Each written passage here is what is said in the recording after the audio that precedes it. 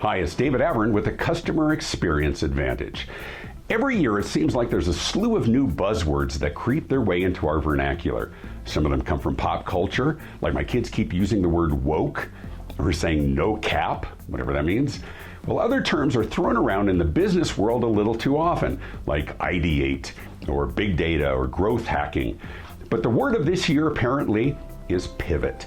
And I don't think a lot of people really understand what that means. We'll explore what is and isn't a pivot and why that's important to your customers right after this.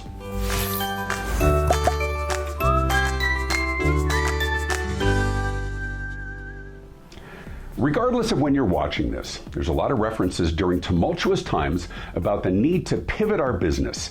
The inference is that the world is profoundly different, and we need to make a change in order to do business differently. We need to pivot from how we used to do things and adopt a new way altogether. But do we really need a profound change? I mean, is everything different? Or do we merely need to adjust our approach? An astute colleague of mine, Graham Codrington, is a brilliant futurist from South Africa. He noted that taking your business online, for example, or delivering content virtually, or connecting remotely, isn't a pivot. It's merely adopting technology and tools that have been readily available for some time. In fact, for many, adopting virtual tools to connect with our colleagues and customers is actually showing up pretty late for the dance. And that shift's been happening for years. And if you've been scrambling recently to make that pivot, it's only because you're behind the curve, while others are well down that road, and likely taking some of your customers with them. So what advancements or business trends or societal shifts have you been dragging your feet on? Think about it. If your business model, your internal processes, or the external delivery of your products or services was designed more than 15 years ago, your customers and competitors have been leaving you behind. Think of all that's changed in their lives, all of our lives in recent years. We can buy virtually anything that we can afford from anywhere on the planet. Most things can be shipped overnight, and anything local can be delivered to your home today.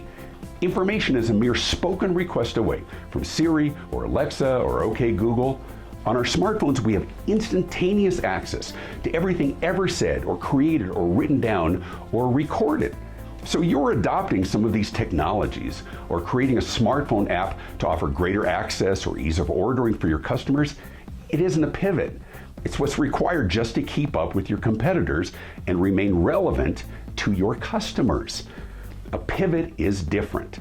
It's a shift in direction. It's a shift in mindset. It's an actual alteration in our approach to either how we engage with our customers or perhaps a rethinking of what we provide or produce for our customers or clients. If your market has been profoundly affected or diminished by the virus or any other reason outside of your control, a pivot asks, what's our core competency? I mean, like, what are we really good at, and who else might need what we can do? Perhaps it's how do we repurpose our machinery or facilities or workforce to manufacture or deliver something else of value to the marketplace? Perhaps it's a new marketplace altogether. How do we reallocate dormant workers to deliver value in a new and profitable way? A pivot is when 99% of your customers used to come into your bank at least once a month to deposit or cash a check or transfer funds or withdraw money, but now very few of them do, because we conduct most of our banking on our smartphone or our computer. The pivot is how they have to rethink how they forge and foster relationships with their customers. How do they attract new customers and reinforce customer loyalty when they rarely see them face to face, or they have a chance to ask, so you got any exciting plans for the weekend? Our customer experience is now with the app.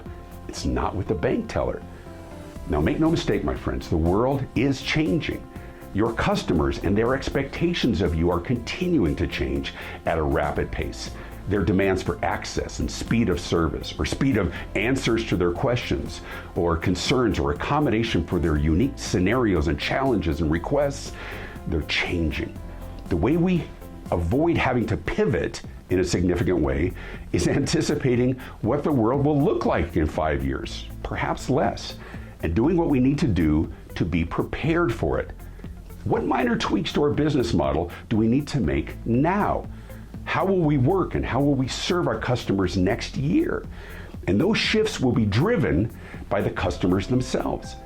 If you drag your feet in adopting tried and true processes and delivery mechanisms that are common in the broader marketplace, your customers will leave you for competitors.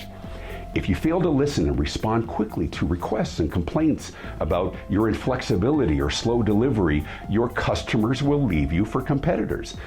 A pivot is a shift from one direction to another, from one approach to another. And while some industries have been decimated during the pandemic and have required a wholesale shift or a pivot in their approach, most companies and their people simply need to be tuned in and nimble to accommodate the changes that are happening. Listen, adapt, adopt what's already available and often widely used by others and that your customers are getting used to. You probably don't need to change everything, but you do have to change as your customers change. Here's why you do it. We too often see tumultuous times and changing markets as a crisis. It's a big deal in our minds because we rarely change. I mean, we worked really hard to create and refine a business model that's smart and effective. Provided we have enough customers, this works, and we're really good at what we do. But here's why we hate it.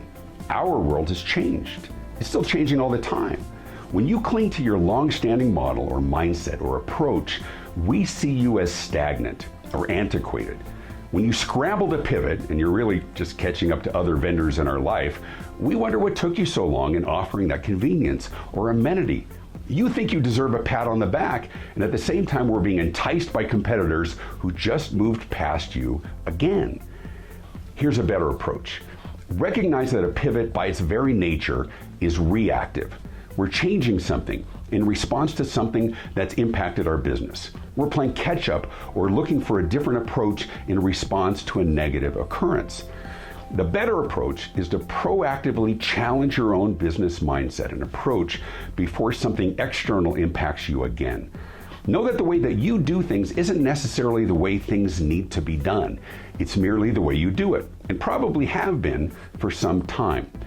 If we make questioning our assumptions and shifting and revising our model and approach and interactions with our customers an ongoing endeavor, we'll be far less likely to have to make a profound pivot in the future. And if you launch a new website or debut a smartphone app for your business, don't think that you gained some amazing new competitive advantage. Honestly, you've likely just caught up to the marketplace. You didn't pivot, you just stopped treading water for now. Stay nimble, keep enhancing your model and approach, and never stop listening to your customers. They'll tell you what they want. In fact, they already are.